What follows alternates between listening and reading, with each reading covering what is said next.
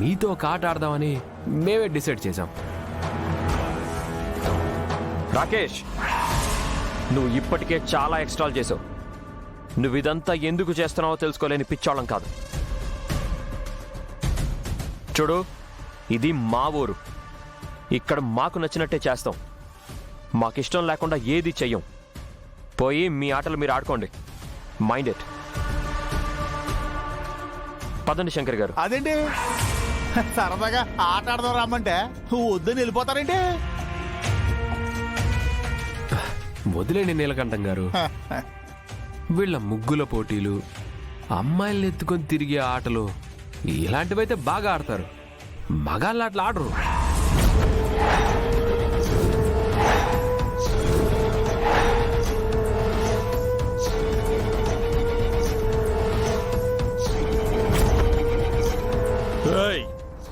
మాటలు మర్యాదగా రాని, లేదంటే నాలుక తెగ్గొస్తాను. Cool old man. నేను ఉన్నదే కదా అన్నాను. ఆడవాళ్ళని అడ్డు పెట్టుకునే కదా మీరు ఆటలాడేది. How dare you! ఏంటి కోపం వచ్చిందా అబ్బాయి? మరి నా చెల్లిని నీ వైపుకు తిప్పుకొని నాకు దూరం చేస్తే నా కోపం రాదా? అన్నయ్య, నన్ను అభయ్ ఏమీ ట్రాప్ చేయలేదు. నీ బిహేవియర్, నీ క్రూయాలిటీ నాకు నచ్చక నేనే నీకు దూరం అయ్యాను. నా కారణంగా వర్ధన్ ఫ్యామిలీని బ్లేమ్ చేయకు. నేను తట్టుకోలేను.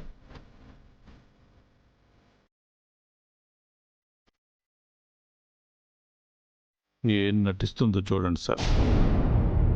ఇదిగో శంకరా, మీకు ఏం గొడవలు ఉన్నాయో నాకు తెల్లగానే మా రాకేష్తో ఆడడానికి మాత్రం మీరు భయపడుతున్నారన్న సంగతి నాకు బాగా అర్థమవుతుంది. హలో పెద్ద మనిషి, ఎవరి గురించి ఏం మాట్లాడుతున్నావు తెలుసా? వీడికి మా అన్నయ్య భయపడ్డావేంటి? ఫూలిష్నెస్. రే ఆగండ్రా. ఇప్పుడేంటి, మీతో కబడ్డీ ఆడాలి అంతే కదా? శంకర్ గారు, వాళ్ళు కావాలనే రెచ్చగొడుతున్నారు. మనం వెళ్ళిపోదాం పదండి. అవును, లేనిపోని గొడవలు వద్దండి. అకి, మన చిరకాల శత్రువు అంతగా కోరుకుంటుంటే మనం కాదనకూడదు.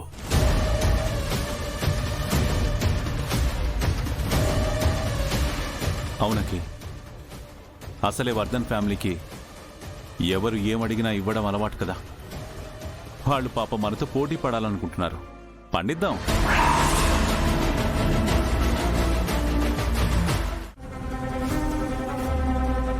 అవును సార్, వర్ధన్ కుటుంబం కోసం నేనే కాదు, నా కొడుకు కూడా పోరాడాలి. ఆడినివ్వండి సార్.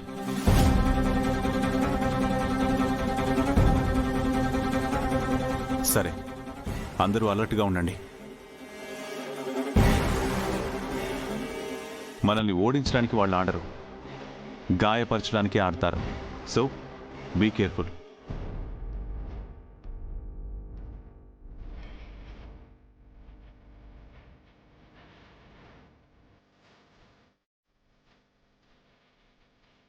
అర్థమైంది కదా?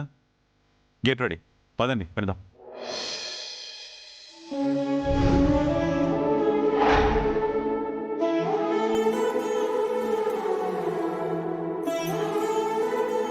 ఏంటి గౌరీ గారు? All the best.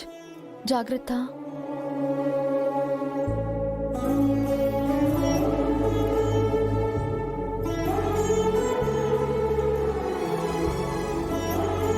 All the best. All the best. All the best అబ్బాయి. All the best Ravi.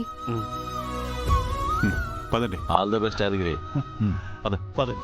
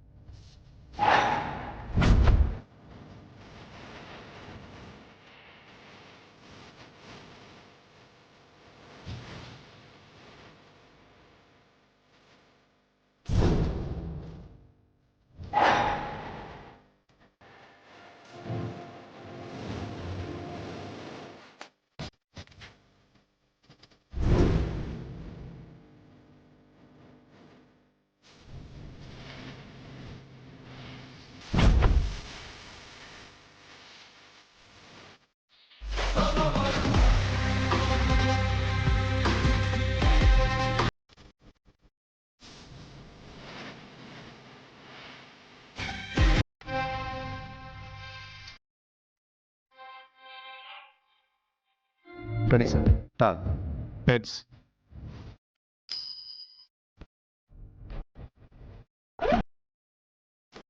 Shankar గారి టీం టాస్ విన్ అయింది.